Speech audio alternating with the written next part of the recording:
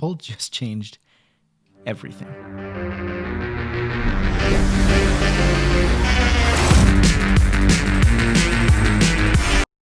What's up, guys? Ryan here at Signature Edits, and inside of this video, we're talking about the new bombshell Apple just let go, which is their new M1 Pro and M1 Max MacBook Pros. Now, first off, try saying that 10 times fast. Second off, these laptops are absolute game changers. And I don't mean that in like the stereotypical, it's a game changer kind of way. I mean like literally, these things are going to change what it means to be a creator because of what they are going to bring to the table. They've changed the game. All right, so let's talk about it. We're going to talk about the difference between these new chips, the new features in these laptops, and specifically for creators, if you're looking to upgrade, if you're looking to buy a new laptop, should you consider one of these machines? And I think the answer for the first time in a long time when it comes to a new MacBook Pro is definitely you need one of these things. I'm actually going to order one of these, and I'm not even going to wait. I'm not even going to think about it. I'm just going to hit order because these are miles and miles better than anything else out there on the market, and I believe it's going to change the way that you create. So let's talk in a nutshell. If you don't know what the M1 MacBooks are all about when it comes to the M1 chips that Apple released like a year and a half ago.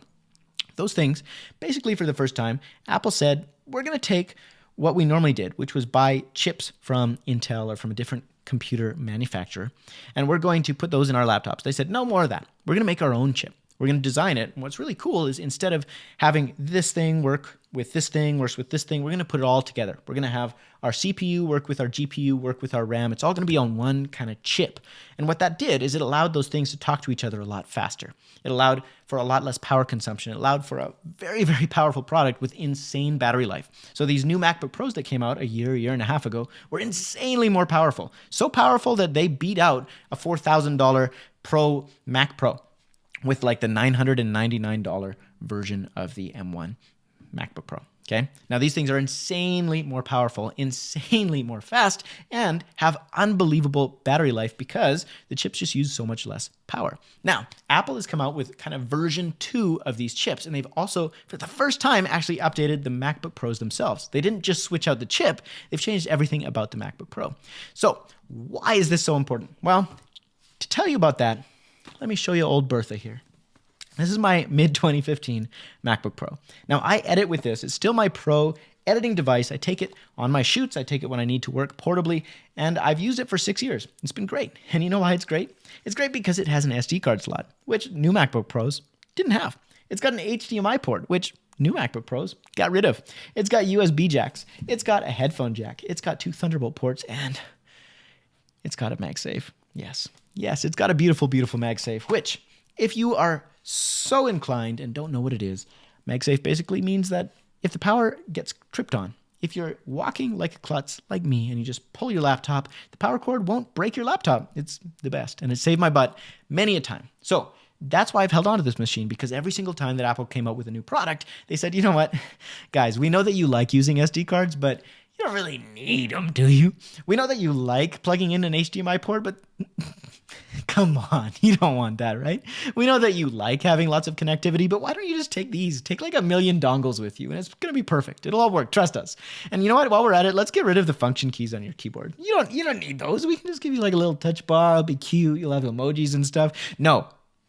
Apple made some mistakes. They got rid of a lot of functionality that a lot of pro users really relied on and really needed to get the job done. And so for me, I held on to my laptop. I didn't upgrade. And now Apple has finally fixed that. They've added in 3 Thunderbolt ports, whereas previously they only had 2. They've added back MagSafe so that your computer is more protected, but you can also still charge your computer through a Thunderbolt port, which is really, really cool to be able to charge it 2 different ways. And they've added fast charge to the MagSafe. And what that means is that not only do you get unbelievable battery life out of these machines, which we'll talk about in a second, but you can also charge your computer from 0 to 50% in like 30 minutes, which is unbelievable. Not only that, but they finally added back in the HDMI port and the SD card slot. So praise. No more dongles. No more stupid cables that I have to carry around. I can actually do my work on a pro machine like a pro without having all these little keychains to carry around. It's perfect. It's beautiful. So yeah, that's what I'm most excited about. But we've got a million other things to be excited about if that weren't enough, because I would buy this new laptop simply for those added features. But what's really cool is the performance increases both in battery life, in the screen, in the design, in pretty much every category. So let's talk about a few of the key factors here. So first off, let's talk about the M1 chip, the M1 Pro and the M1 Max. What's the difference? Okay, the M1 chip, let's say it's like this big, so it can do this much work, all right? This is as untechnical as I can possibly make it. This big. The M1 Pro is like that big. It's like twice the size. Then the M1 Max is like this big. So bigger means they can put more RAM in it, they can put more CPU cores, they can do a lot more processing for hardcore users. Now, when I say hardcore user, I mean like really hardcore user. I edit video professionally, I edit photos professionally, I do this every single day. I'm using Photoshop and InDesign and Premiere Pro and ScreenFlow, and I'm doing all sorts of stuff. I also do projects in Logic and Pro Tools, and I don't need the M1 Max chip because this thing is made for like hardcore users, like people who have Photoshop open and have 400 different layers in a project, or people who are exporting video in Premiere Pro and they're exporting and running ProRes RAW 8K files from a Redragon, right? These kind of people, like true hardcore professionals who have huge projects, they need that M1 Max. And this is going to give them the performance they need in a laptop, whereas previously they would have had to have an $8,000 editing machine. It's insane how powerful these chips are. But for most users like me or below, if you're an amateur, you edit on Lightroom, and you love having snappy editing experience, the M1 or the M1 Pro chip, perfectly fine. It's going to do everything that you need it to do. But for the hardcores, the M1 Max, it's for you. And it's tempting. I have to say, it is very tempting.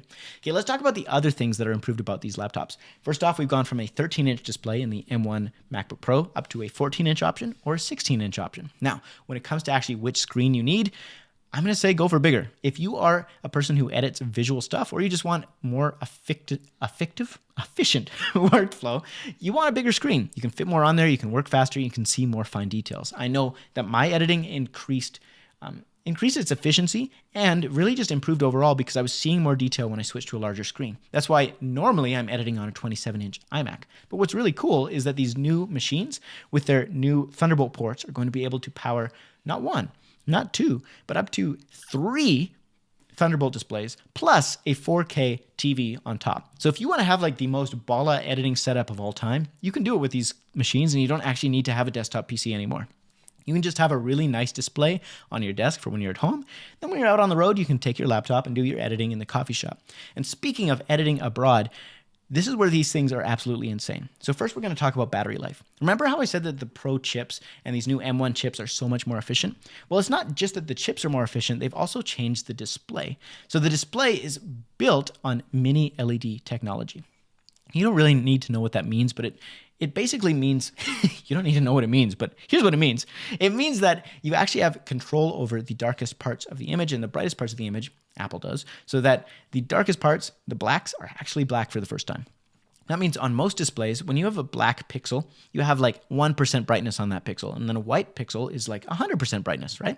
Well, with mini LED technology, you can actually turn on or off every single LED independently. So the blacks can actually be black. Those LEDs can just shut right off. And then the whites can be actually white. And so what you wind up with is a much larger contrast ratio. So you have brighter brights, darker darks, and a more visible, beautiful screen experience. And so when it comes to editing your images, it's going to be so much better, and it's going to be so much more visible. So if you use your laptop, like most people do, out at the coffee shop, out in the park, outside, on the deck, wherever it is, you're not in a perfect editing environment, then you're going to be able to see so much better, and your battery life is going to be so much more improved because all of a sudden this display is much more efficient at the same time. So let's talk about some actual stats to kind of explain what I mean. So the difference between the brightest brights and the darkest darks is called the contrast ratio on your screen. Now, I did a quick little Google search for a similar laptop. We're talking about the Dell XPS 15. Now, this laptop's around $2,000, and the display, at least according to Google, has a contrast ratio of 1600 to 1. Okay? So think about this. It's 1600 to 1. Just remember that number. Now, the new MacBook Pros don't have a contrast ratio of 1600 to 1. They don't have a contrast ratio of 16,000 to 1. They don't have a contrast ratio of 160,000 to 1. They have a contrast ratio of 1 million to 1. It's like 800 times higher contrast ratio than the Dell XPS 15, at least according to Google. Now, combine that with the fact that that Dell XPS 15 has a display brightness of 435 nits. That's just a measurement for how bright that screen is. The Macs, the older ones, had a brightness of 500 nits. So like same kind of range, a little bit brighter than the standard Dells. These new mini LED displays have a max brightness of up to 1500 nits. So we're talking 5 or 6 times brighter than that Dell. with a standard brightness of 1,000 nits of like constant brightness. So what that means is that when you go out in the sun, when you're editing in the park, when you're editing somewhere that isn't a perfect environment, you're going to be able to see what you're doing so much better without getting that blinding headache from staring at a screen when it's just too dark. So this is a game changer. And your battery life is unbelievable because of this chip, because the display is more efficient. Everything about this laptop is more efficient.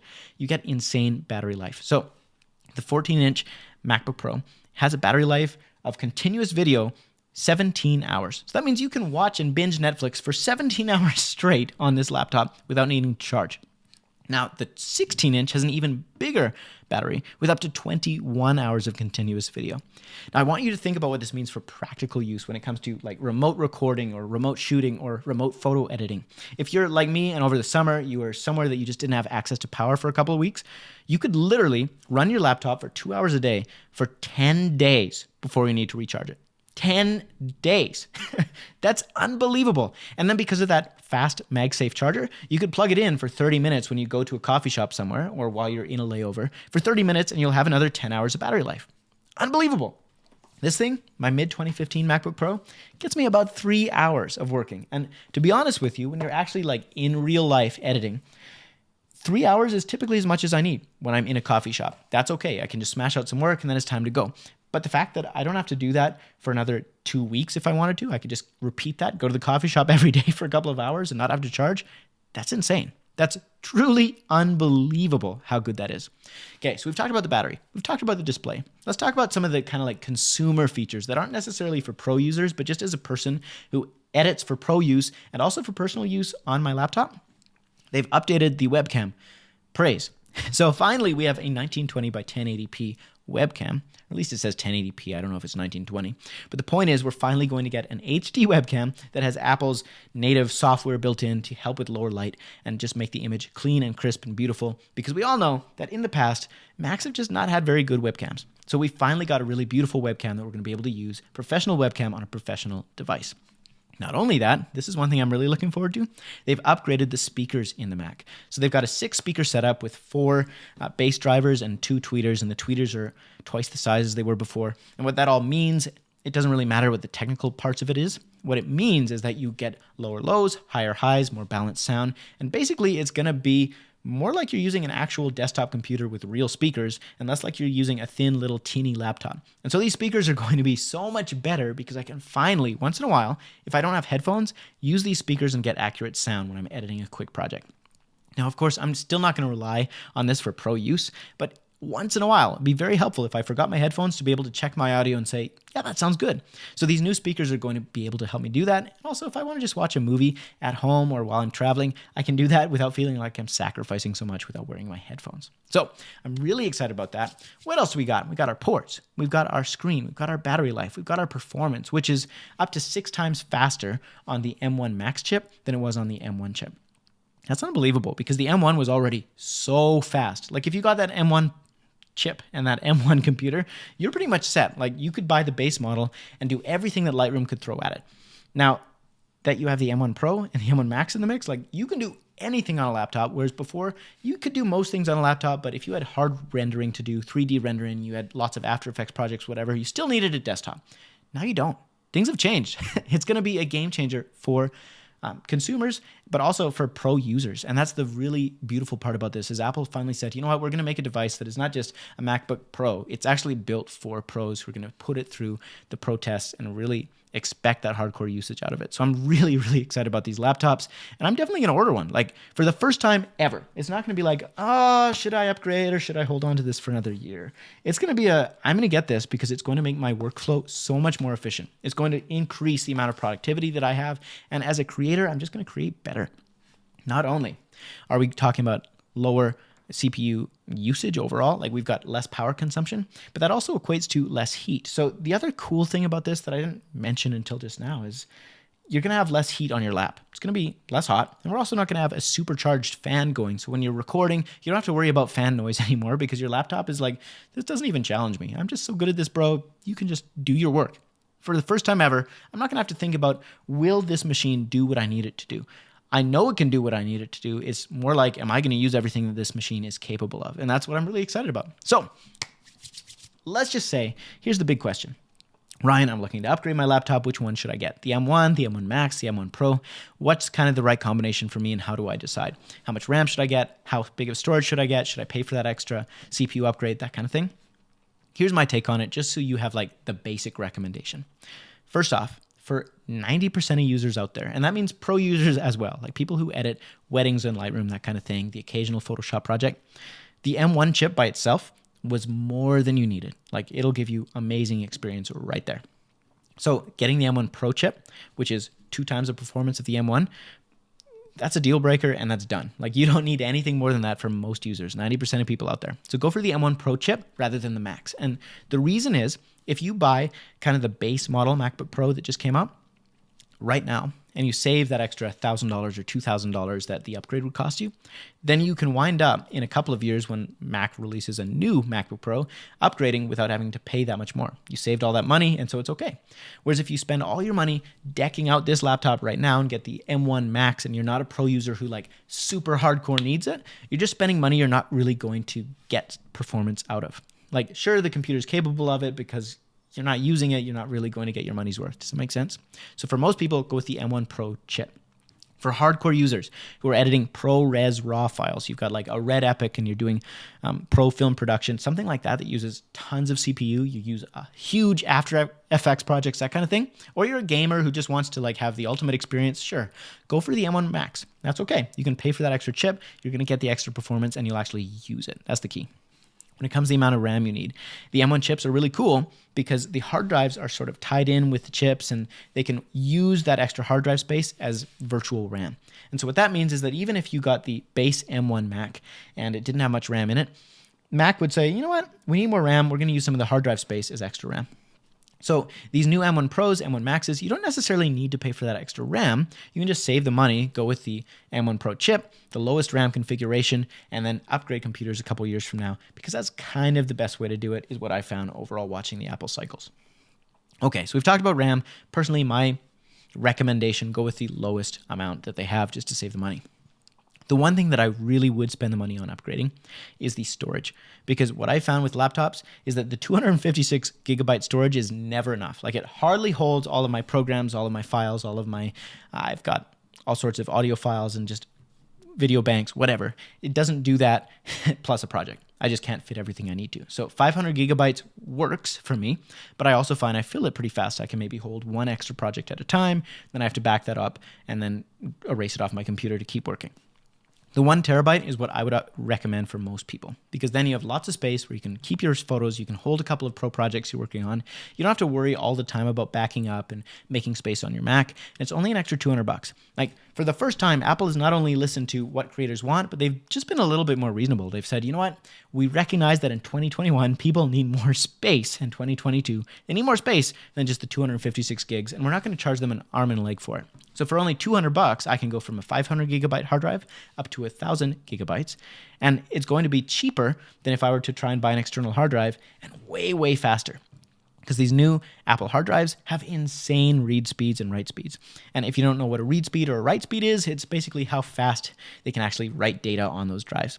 And why that's important is because the faster it can read and write data, the better your playback of video files and audio files and all sorts of stuff like that, and the faster your Mac can actually do its work. Now, this old 2015 MacBook, I replaced the hard drive with the fastest one I could buy, and that had 750 megabytes of read and write speeds. So all that to say, spend money, upgrade that hard drive. I wouldn't worry about spending money on the Max chip unless you're a hardcore power user, and the extra RAM, again, unless you're a huge power user and you know for a fact that you are going through crazy amounts of RAM, I'd say for 90% of people out there, just the base model RAM is going to be fine.